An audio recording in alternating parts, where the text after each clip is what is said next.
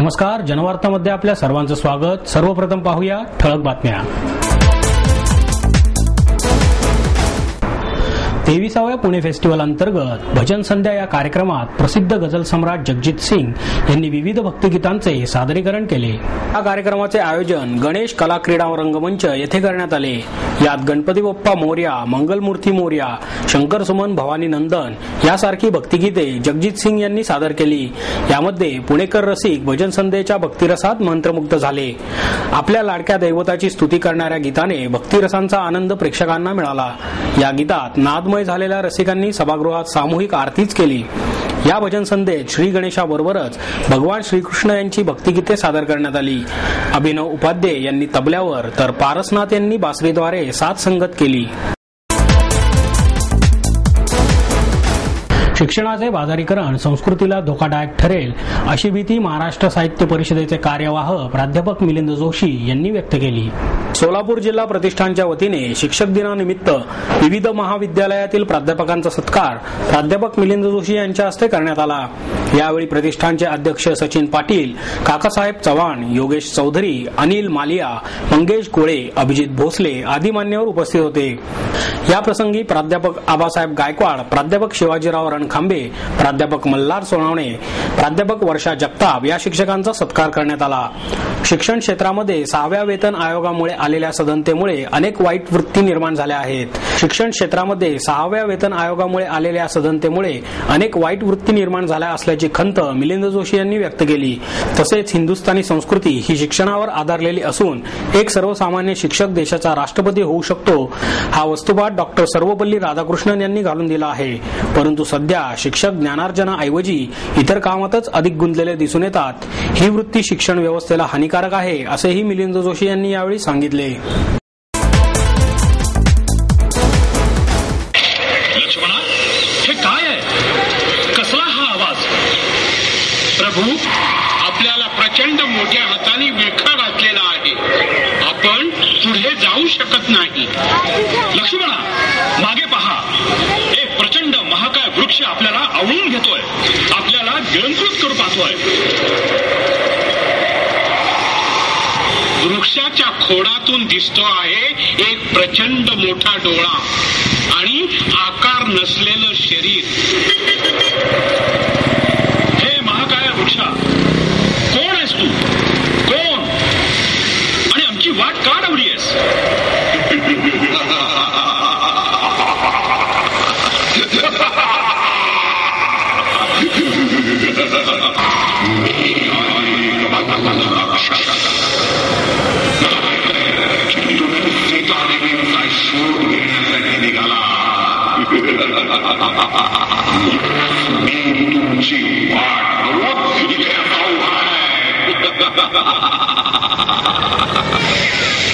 हे राक्षसराज, आम्हाला जाऊ दे। सीतामाई संकटात आहे, त्यांना सोडवून आणणे आमचे कर्तव्य आहे। तेव्हा आमच्या मार्गातून बाजूला हो, जाऊ दे आम्हाला।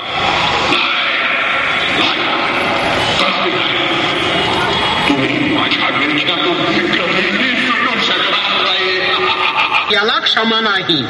याचे हे विशाल बाहू धारातीर्थी पडल्याशिवाय आणि याचा वध केल्याशिवाय आपण पुढे जाऊ शकत नाही। कर प्रयत्न कर, तू कधीच माझ्या तावडीतून सुटणार नाही।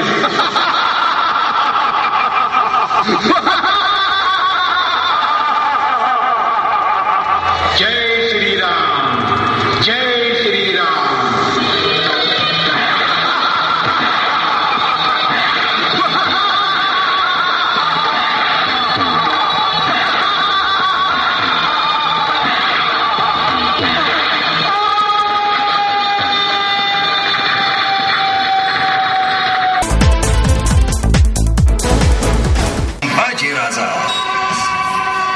माता सईबाई प्रत्यक्ष जन्मदाती माता सईबाईनं शंभू बाळांना गोल ज्ञान दिलं। युद्धकलेसारखंच न्यायशास्त्रातही पारंगत बनवलं करू लागले। वयाच्या अवघ्या 14व्या वर्षी अचाट लेखन किमया केवळ संस्कृतपुरतीच मर्यादित नाही, त्यांच्या चमकदार लेखणीतून अवतरले नायिका भेद, शिखा आणि 7 शतक हे 3 ग्रंथ बलाढ्य दुश्मनाला अंगावर घेऊन मातीला मिळवण्याच्या मर्दानी मस्तीत यौवन वेढून गेलं, अनभवती फास फेकला. पण माय भवानीच्या कृपेनं, शिवप्रभूंच्या आशीर्वादानं सार्वभौम राजा म्हणून स्वराज्याच्या छत्रपती पदापर्यंत पोहोचले. शिगोशीत भरलेली राजसभा, तेजस्वी बलदंड शंभूराजे पूर्ण सालंकृत शस्त्रधारी होऊन सभेत आले आणि सिंहासनाचे ठाई जाऊन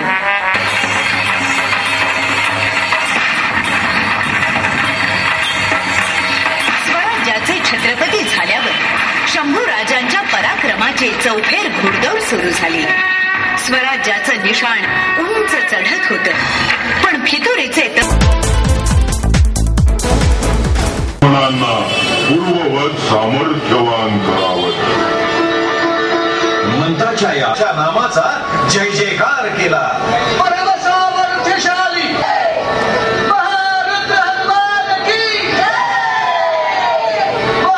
पुन्हा आवेश संचारला.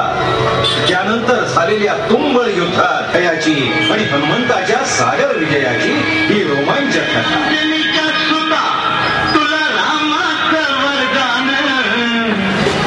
द्वेषानं लंकेवर चाल करून गेलं. महाप्रचंड युद्धाला आरंभ झाला. दोन्ही बाजूंनी शस्त्रास्त्राचा अफाट मारा चालला होता.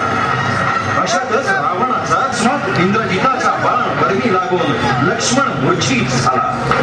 रामचंद्राच्या सेनेला हादरा बसला.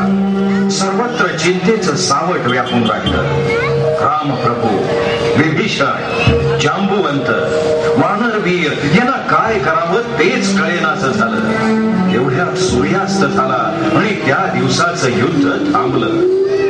मग लगबगीनं सुषेण नावाच्या वैद्यराजांना समरांगणावर आणण्यात आलं. त्यांनी नाडी परीक्षा केली आणि विभीषणाला सांगितलं, आघात वर्मी आहे, भय प्राणांचा आहे. उपचार अशक्य नसला तरी अत्यंत कठीण आहे. आपण सांगावं वैद्यराज, त्वरित सर्व सिद्धता केली जाईल. लक्ष्मणांचे प्राण अनमोल आहे. ते वाचतील, परंतु त्यासाठी संजीवनी नावाची महाप्रभावी औषधी आणावी लागेल. प्राणदायिनी दिव्य वनस्पती. वैद्यराज, तर मग ती मिळवण्याचं स्थान सांगावं. आमचे वानरवीर. पसरली, बादशाला समजली, पण बादशानं पहारा तसाच ठेवला. मध्ये वाटण्याची रिकामे पेटारे येऊ लागले. मिठाई बाहेर जाऊ लागले. अनेक दिवस हेच सुरू होतं. रोज सुरू केला आणि त्यांच्या नजरांच्या काट्या कुट्यातून, बादशाही हुकमांच्या दगड धोंड्यातून आणि शाही अंमलदारांच्या बंदोबस्ताच्या खाच खळग्यातून महाराजांच्या योजनेनं हळूहळू डोकं वर काढलं. महाराजांनी आपल्या मावळी पथकाला घरी पाठवलं. जड जवाहीर परमानंदांच्या बरोबर घरी पाठवून दिलं. श्रावण वद्य द्वादशी महाराजांनी पेटाऱ्यात मेवा मिठाई लादली. फळ फळावळ भरले. 2 पेटारे मात्र रिकामेच ठेवले. महाराजांनी आपल्या हातातलं कड काढून हिरोजीकडे दिलं. महाराज म्हणाले, हिरोजी, थेट तुमच्या वाणी त्या पलंगावर झोपतो बघा. पण हिरोजी, हा मखमली कापसाचा पलंग नसून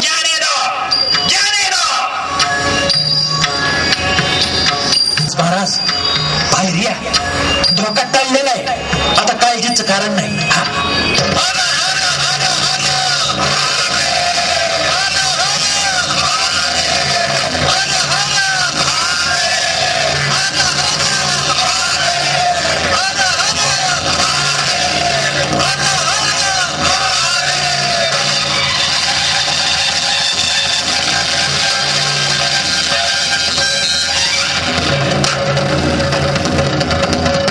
हिंदू शक्ती संभूत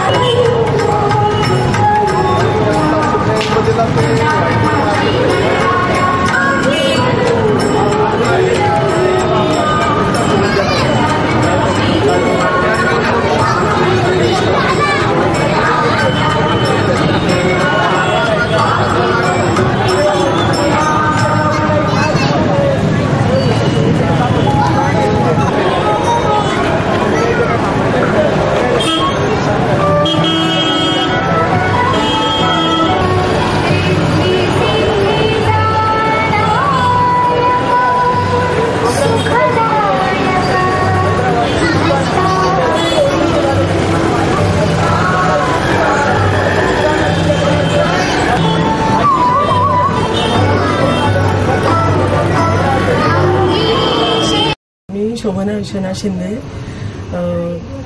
आम्ही गेली 14-15 वर्ष गणपतीचं वेगवेगळ्या प्रकारचं डेकोरेशन करतो. पण आम्ही इतके वर्ष थर्माकोलचं वेगवेगळ्या प्रकारचं रथ, नंतर मोर, पालखी अशा प्रकारची विविध डेकोरेशन केली. पण यावर्षी नेटवर सहज पाहता हे जपानी समुराई मंदिर दिसलं आणि त्यावरून आम्हाला अशी कल्पना सुचली की आपण यावर्षी हे असंच मंदिर करायचं. आणि त्याप्रमाणे मग आम्ही चटई आणि बांबूंच्या काड्या यापासून हे जपान समुराई मंदिरची प्रतिकृती करण्याचा प्रयत्न केला आहे. आणि विशेष म्हणजे आमचं गणपतीचे सगळे दागिने हे खऱ्या चांदीचे आहेत. यावर्षी आम्ही दरवर्षी एक दागिना घेतो. यावर्षी आम्ही बिगबाळी आणि चंद्रकोर असे 2 दागिने यावर्षी घेतलेत. याप्रमाणे गेली 10-15 वर्ष आम्ही गणपतीला वेगवेगळ्या प्रकारचे दरवर्षी एक नवीन अलंकार घेतो. आणि डेकोरेशन हे सगळं माझ्या भावाने शैलेंद्र शिंदे आणि माझा मुलगा तन्मय ह्या दोघांनी मिळून हे सगळं डेकोरेशन म्हणजे ही सजावट केली सगळी.